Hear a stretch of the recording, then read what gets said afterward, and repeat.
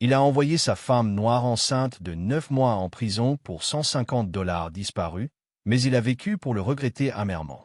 Avant de commencer une autre histoire passionnante, abonnez-vous à la chaîne, laissez votre like et passons à la vidéo. Les menottes froides en métal ont taillé les poignets enflés de Keisha alors qu'elle suppliait une dernière fois. « Marcus, s'il te plaît, tu sais que je n'ai pas pris cet argent. » Sa voix se brisait entre les sanglots, son ventre de 9 mois rendant chaque mouvement insupportable. La pluie de décembre à Détroit frappait impitoyablement les fenêtres de la maison qui fut autrefois un foyer heureux. Marcus Williams évitait le regard de sa femme, ses mains tremblaient alors qu'il tenait encore le téléphone chaud de l'appel à la police. 42 ans, superviseur d'usine respecté dans le quartier, il était maintenant en train de tout détruire pour 150 $ qui avaient disparu de son portefeuille pendant la nuit. « Fils, tu fais ce qu'il faut, » murmura Diane, sa mère de 70 ans, stratégiquement postée près de la fenêtre. Ses petits yeux calculateurs observaient chaque mouvement de Keisha avec un mépris à peine voilé. Cette femme a toujours été étrange. Trop noire pour notre famille, j'ai toujours su qu'elle causerait des problèmes. L'agent Mike Rodriguez soupira lourdement en entrant dans le salon. 20 ans d'expérience dans les rues lui avaient appris à reconnaître les situations familiales complexes. Mais cette scène le mettait particulièrement mal à l'aise. Une femme enceinte sur le point d'accoucher, accusée par son propre mari de vol domestique, sans aucune preuve autre que sa parole. « Monsieur Williams, êtes-vous absolument certain de cette accusation? Votre épouse est sur le point d'accoucher, » demanda Rodriguez, ajustant sa ceinture d'équipement tout en observant la dynamique familiale étrange devant lui. « J'en suis certain, officier. L'argent était dans mon portefeuille hier soir, ce matin il avait disparu. Nous étions seuls tous les deux à la maison, répondit Marcus avec une assurance qu'il ne ressentait pas, évitant de regarder directement Keisha.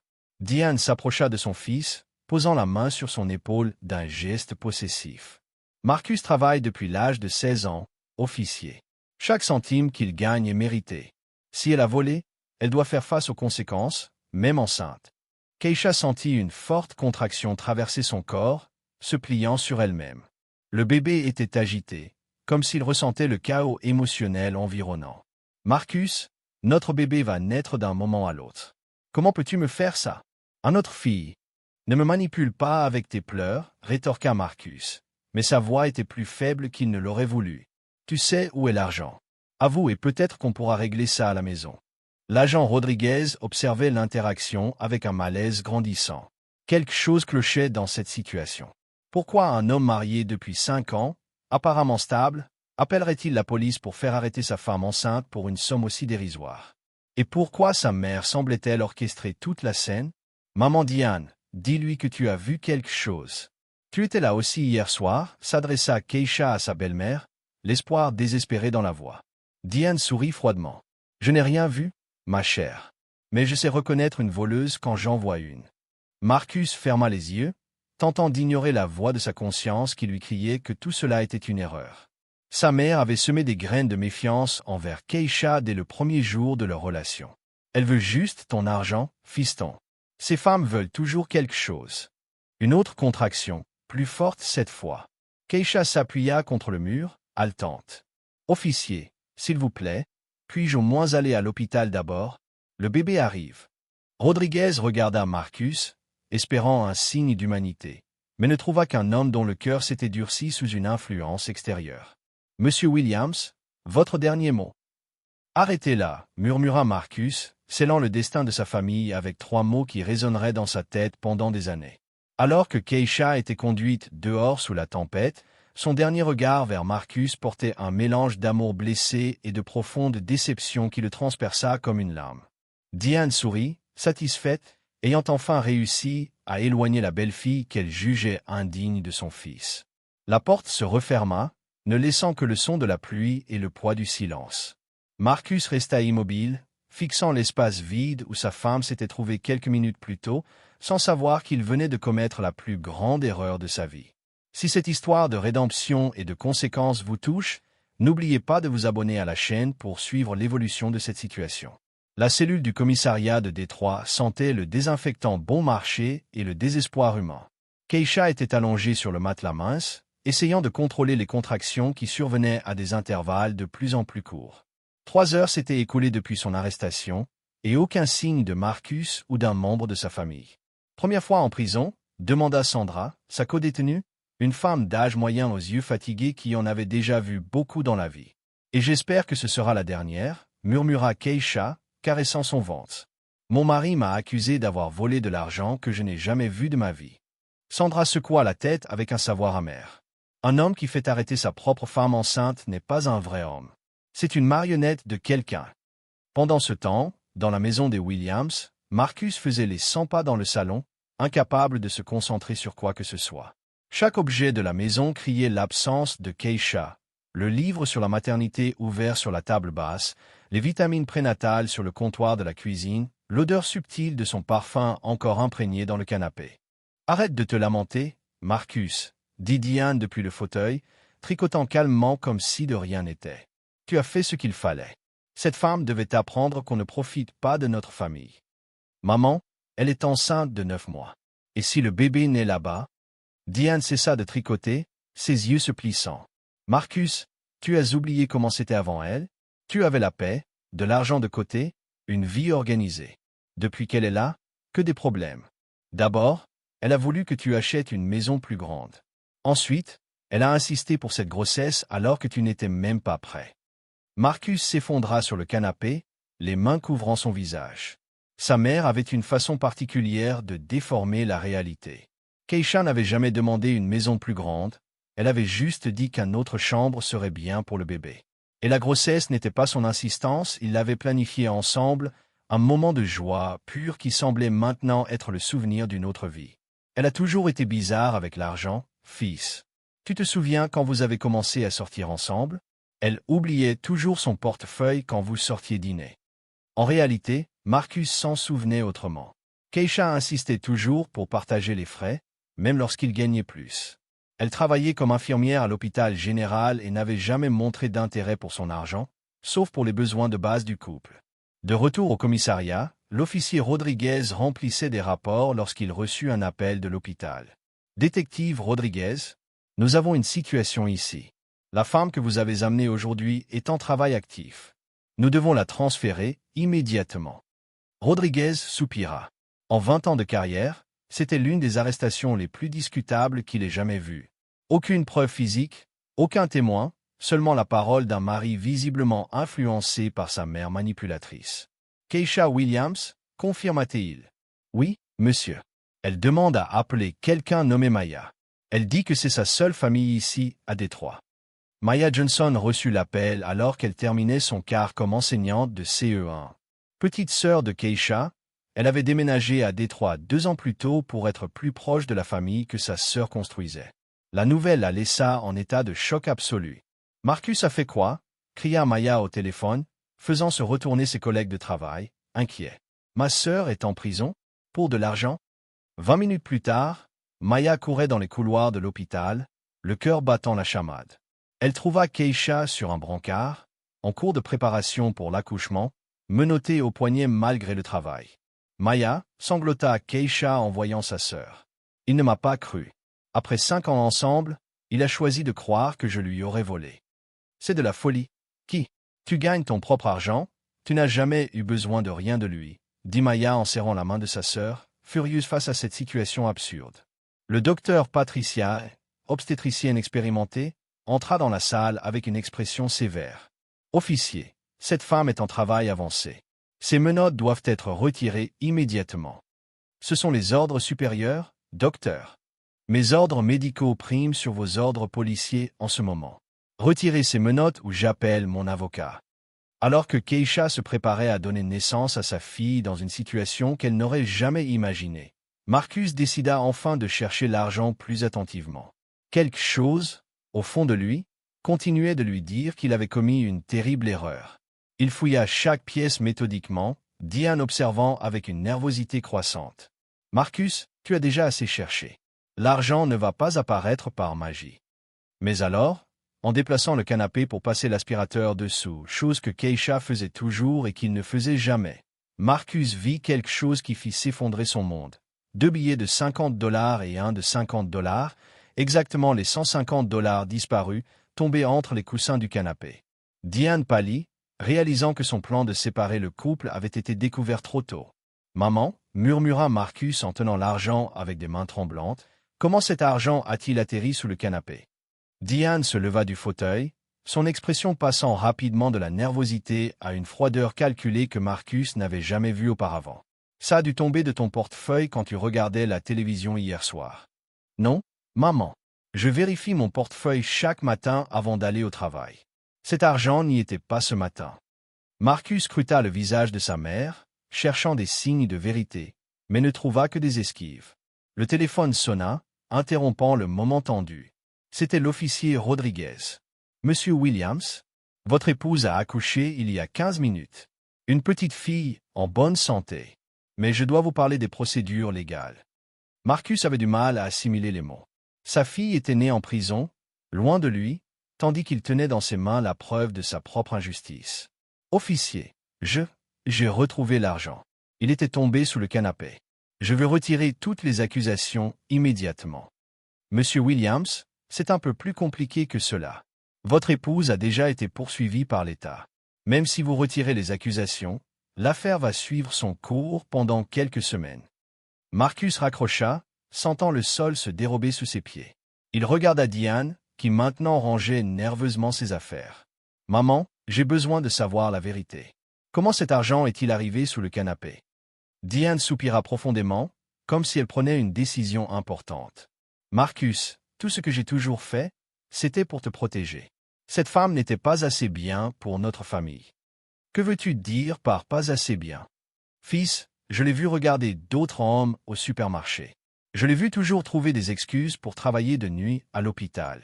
Une femme honnête n'agit pas ainsi. » Marcus sentit une colère croissante lui brûler la poitrine. « Maman, Keisha travaille de nuit parce que c'est mieux payé et qu'on avait besoin d'argent pour le bébé. Et elle n'a jamais regardé d'autres hommes devant moi. Tu es trop naïf, Marcus. Je devais t'ouvrir les yeux avant qu'il ne soit trop tard. » La vérité frappa Marcus comme un coup de poing dans l'estomac. « Tu as caché l'argent. Tu as tout manigancé pour que j'accuse Keisha. » Diane ne nia pas. À la place, ses yeux se remplirent de larmes de crocodile. « J'ai fait ça parce que je t'aime, mon fils. Parce que je ne supporte pas de te voir utilisé par une femme qui veut juste ton argent et ton statut social. » « Statut social ?» Marcus explosa. « Keisha gagne plus que moi. Elle a un master en soins infirmiers, elle travaille dans le meilleur hôpital de la ville.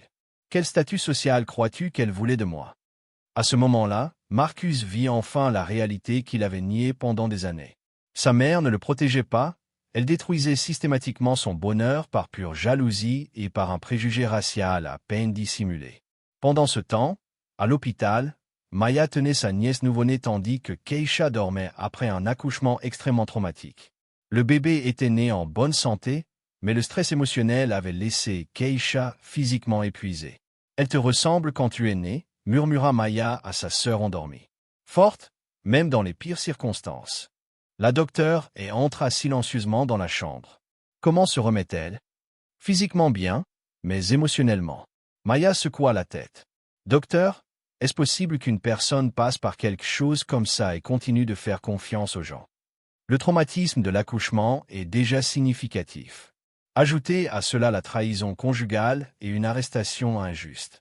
La docteure marqua une pause, choisissant ses mots avec soin. Il lui faudra beaucoup de temps pour guérir, si jamais elle y parvient. Maya sentit une détermination de faire grandir en elle. Sa sœur avait été détruite par l'homme qui avait promis de l'aimer et de la protéger. Keisha avait toujours été la personne la plus intègre qu'elle connaissait. Elle travaillait depuis ses 16 ans, avait payé ses propres études et avait pris soin de leur mère jusqu'à sa mort 2 ans auparavant. « Docteur, je vais avoir besoin de toute la documentation médicale liée à l'état de Keisha pendant sa détention. Et je veux le nom du meilleur avocat spécialisé dans les cas de détention abusive que vous connaissez. » La docteure sourit pour la première fois depuis des heures. « Je connais exactement la bonne personne. Amanda Torres. Elle ne perd pas ce genre d'affaires. » Tandis que Maya établissait secrètement un plan pour obtenir justice pour sa sœur, Marcus roulait désespérément vers l'hôpital, laissant Diane seule à la maison pour la première fois depuis des années. Il avait passé 5 ans à laisser sa mère interférer dans son mariage, et il payait maintenant le prix le plus fort. En chemin, il appela Tom, son frère cadet, qui vivait à Chicago. Tom, j'ai fait la plus grosse erreur de ma vie. Marcus, quelle heure est-il? Il est 2 heures du matin. J'ai fait arrêter Keisha pour vol. Et elle vient d'accoucher en prison. Et j'ai découvert que maman avait tout manigancé. Le silence à l'autre bout de la ligne était assourdissant. Tom finit par parler, sa voix chargée d'incrédulité. Tu as fait quoi à Keisha, la femme la plus honnête que j'ai jamais connue? Marcus raconta toute l'histoire en larmes, admettant enfin l'ampleur de sa trahison. Quand il eut terminé, Tom n'eut qu'une seule chose à dire. Marcus, tu viens de détruire la meilleure relation de ta vie à cause d'une femme qui ne t'a jamais laissé devenir adulte. J'espère que ça en valait la peine, parce que je doute que Keisha te pardonne un jour. 6 mois plus tard, le tribunal du comté de Wayne était bondé. Marcus entra nerveusement, accompagné seulement de Tom, qui avait voyagé depuis Chicago pour témoigner lors de ce qui promettait d'être le procès le plus dévastateur de la vie de son frère. Amanda Torres, l'avocate de Keisha, était connue pour sa précision chirurgicale dans les affaires d'injustice.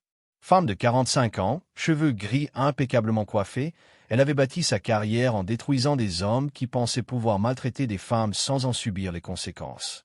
Votre honneur, commença Amanda dans sa plaidoirie finale, ce n'est pas seulement une affaire d'arrestation injustifiée. C'est une affaire de violence psychologique domestique, de manipulation familiale et de racisme structurel déguisé en inquiétude maternelle. Marcus sentit chaque mot comme un coup de couteau. Ces derniers mois, il avait littéralement tout perdu.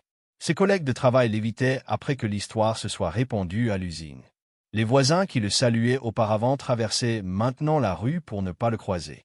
Même l'église qu'il fréquentait depuis l'enfance était devenue un environnement hostile. L'accusé Marcus Williams, poursuivi Amanda, a permis à sa mère, Diane Williams, d'orchestrer l'une des trahisons conjugales les plus cruelles que j'ai jamais vues. Une femme enceinte de 9 mois a été menottée et emprisonnée sur la base d'un mensonge calculé. À la barre des témoins, Keisha tenait la petite Hope, un nom qu'elle avait choisi pour sa fille comme un rappel qu'il y aurait toujours de la lumière, même dans les situations les plus sombres. Elle avait perdu 15 kilos depuis l'accouchement, et ses yeux, autrefois brillants de joie, portaient maintenant une tristesse profonde qui semblait permanente. Mademoiselle Johnson, le juge s'adressa à Maya. Pouvez-vous nous dire ce que vous avez découvert lors de votre enquête personnelle? Maya se leva avec un dossier plein de documents. Ces derniers mois, elle était devenue une détective amateur, déterminée à révéler toute la vérité sur Diane Williams. Votre honneur, j'ai découvert que Diane Williams a un historique d'ingérence dans les relations de son fils. En 2018, elle a répandu de fausses rumeurs sur l'ex-petite amie de Marcus, Sarah Coleman, prétendant qu'elle volait de la nourriture chez eux. Sarah a mis fin à la relation après des mois de pression psychologique. Marcus sentit son sang se glacer. Sarah Coleman. Il se souvenait vaguement que sa mère lui trouvait toujours des défauts, lui murmurait toujours du poison jusqu'à ce qu'il commence à se méfier d'elle sans raison réelle. En plus, continua Maya, j'ai trouvé des messages que Diane a envoyés à des voisins 2 jours avant l'arrestation de ma sœur, disant littéralement « Je vais enfin me débarrasser de cette femme de ma famille. Marcus va voir qui elle est vraiment. » Le silence dans la salle d'audience était absolu. Marcus regarda derrière lui et vit Diane au fond de la salle, les yeux baissés, confrontée enfin aux conséquences de ses actes. Votre honneur, poursuivit Amanda Torres, ma cliente ne cherche pas seulement une compensation financière. Elle veut une justice réelle. L'accusé doit faire face aux conséquences juridiques de ses actes, y compris pour accusation mensongère et emprisonnement injustifié d'une femme enceinte. Le juge Robert Chen, vétéran de 30 ans du système judiciaire, avait vu de nombreuses affaires troublantes, mais celle-ci le touchait particulièrement. Monsieur Williams, souhaitez-vous prendre la parole avant le prononcé de la sentence? Marcus se leva lentement, les jambes à peine solides. Pendant des mois, il avait répété ce moment, mais maintenant, tous les mots semblaient inadéquats. Votre honneur, il n'y a pas d'excuse à ce que j'ai fait. J'ai brisé le cœur de la femme que j'aimais le plus au monde. J'ai envoyé ma femme enceinte en prison sur la base d'un mensonge que j'aurais dû remettre en question. Sa voix se brisa. Ma fille est née menottée à cause de moi. Keisha a traversé les moments les plus importants de sa vie seule, parce que j'ai choisi de croire un mensonge à son sujet. Keisha resta impassible, mais une seule larme coula sur sa joue. J'ai perdu mon travail, mes amis, ma famille, et je mérite chaque conséquence. Mais je veux que tout le monde sache que Keisha Williams est la personne la plus intègre que j'ai jamais connue. Elle n'a jamais volé un seul centime à qui que ce soit. Elle a travaillé à 2 emplois pour nous aider à payer notre maison. Elle a pris soin de ma mère quand elle était malade, même si ma mère la traitait mal. J'ai tout gâché par peur et par faiblesse. Et je passerai le reste de ma vie à essayer d'être l'homme qu'elle méritait d'avoir. Le juge Shen frappa de son marteau. Marcus Williams, vous êtes condamné à 18 mois de prison pour accusation mensongère, ainsi qu'à 500 heures de travail communautaire et au paiement de 300 000 $ en dommages et intérêts. Mais la véritable punition ne vint pas du tribunal. Elle vint quand Marcus regarda Keisha tenant Hope et réalisa qu'il avait perdu à jamais les 2 personnes les plus importantes de sa vie. 3 ans plus tard, Marcus sortit de la prison d'État du Michigan transformé en un homme complètement différent.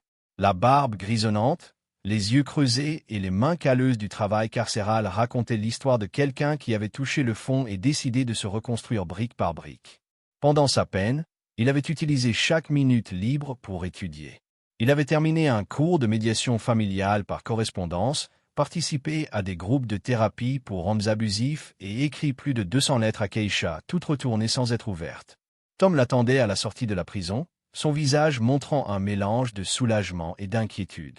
« Comment te sens-tu, frère ?»« Comme un homme qui a beaucoup de travail devant lui, » répondit Marcus, ne portant qu'une petite valise avec ses affaires. La première étape fut un appartement modeste que Tom avait loué pour lui au centre de Détroit. 2 semaines plus tard, Marcus commença à travailler comme conseiller bénévole au centre de soutien aux familles en crise, aidant d'autres hommes à reconnaître des schémas destructeurs avant qu'il ne soit trop tard. « Je m'appelle Marcus Williams », dit-il au premier groupe d'hommes qu'il encadrait, et il y a 4 ans, j'ai envoyé ma femme enceinte de 9 mois en prison pour 150 $ qu'elle n'a jamais volé. Le choc sur les visages des participants était toujours le même. J'étais tellement aveuglé par la manipulation de ma mère que j'ai détruit la plus belle famille que j'ai jamais eue. Et je suis ici pour m'assurer que vous ne fassiez pas la même erreur. Pendant ce temps, Keisha s'était reconstruite d'une façon complètement différente. Elle avait déménagé à Atlanta avec Maya et Hope, où elle avait accepté un poste de superviseur infirmière à l'hôpital Emory. La petite Hope, maintenant âgée de 3 ans, était une enfant brillante et joyeuse qui remplissait la vie de Keisha d'une lumière qu'elle pensait avoir perdue à jamais. « Maman, pourquoi je n'ai pas de papa comme les autres enfants ?» demanda Hope un après-midi alors qu'elle jouait au parc. Keisha caressa les cheveux bouclés de sa fille, choisissant ses mots avec soin. « Tu as un papa, mon amour. Il ne vit juste pas avec nous parce qu'il a fait des choix qui ont beaucoup blessé maman. Est-ce que c'est une mauvaise personne? Non, Hope. C'est une personne qui a fait de très mauvaises choses, mais les gens peuvent changer s'ils le veulent vraiment. » À Détroit, Diane Williams était devenue recluse. Abandonnée par son fils, rejetée par les voisins et portant le poids de la culpabilité d'avoir détruit une famille, elle passait ses journées seule dans la maison qui autrefois résonnait de rire. Tom lui rendait visite de façon sporadique, plus par obligation que par affection. « Tante Diane, Marcus essaie de devenir une meilleure personne. Peut-être que tu devrais penser à faire pareil. »« Je voulais juste protéger mon fils, » murmurait-elle, la même excuse répétée depuis des années. « Non, tante. Tu voulais le contrôler. Et dans le processus, tu as détruit sa chance de bonheur. » 2 ans plus tard, Marcus reçut une lettre qui allait tout changer. C'était de Keisha. « Marcus, Hope a maintenant 5 ans et pose des questions sur toi. Maya m'a convaincu qu'elle mérite de connaître son père, malgré toute notre histoire. Je ne suis pas prête à pardonner, et peut-être que je ne le serai jamais. Mais notre fille mérite la chance de décider elle-même quel type de relation elle veut avoir avec toi. Si tu as vraiment changé, comme Tom me l'a dit, alors nous pouvons parler de visite supervisée. » Marcus lut la lettre 12 fois, des larmes coulant sur son visage. Ce n'était pas un pardon. Ce n'était pas une réconciliation. Mais c'était quelque chose qu'il n'avait jamais espéré recevoir, une seconde chance d'être père. 6 mois plus tard, dans un café à Atlanta, Marcus vit Hope pour la première fois depuis qu'elle était bébé. Elle se cachait derrière les jambes de Keisha, curieuse mais prudente. « Hope, voici Marcus, » dit doucement Keisha. « Ton papa. »« Bonjour, » dit timidement Hope, ses grands yeux étudiant l'homme inconnu. Marcus s'agenouilla à son niveau, le cœur débordant d'amour et de regret. « Bonjour, Hope. Tu es encore plus belle que je ne l'imaginais. » Keisha observait l'échange avec attention, prête à protéger sa fille au moindre signe de problème. Mais ce qu'elle vit fut un homme complètement différent de celui qui l'avait trahi des années auparavant. Marcus ne tenta pas de forcer la proximité, ne fit pas de promesses grandioses. Il était simplement présent, respectueux et sincèrement intéressé à connaître sa fille.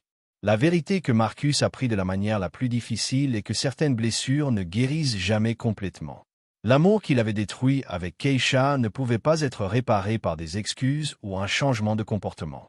Mais il pouvait construire quelque chose de nouveau, être le père que Hope méritait, même s'il ne pourrait jamais redevenir le mari que Keisha avait un jour aimé. En regardant Hope jouer au parc cet après-midi-là, Marcus comprit que la vraie rédemption ne consiste pas à récupérer ce que l'on a perdu. C'est devenir la personne que l'on aurait dû être depuis le début, même s'il est trop tard pour certaines des personnes que l'on a blessées. Et peut-être, juste peut-être, cela suffira à ce que les générations futures ne répètent pas les mêmes erreurs. Si cette histoire a touché ton cœur et t'a fait réfléchir sur l'importance de la confiance dans les relations, n'oublie pas de t'abonner à la chaîne pour plus d'histoires qui montrent comment nos choix façonnent notre destin.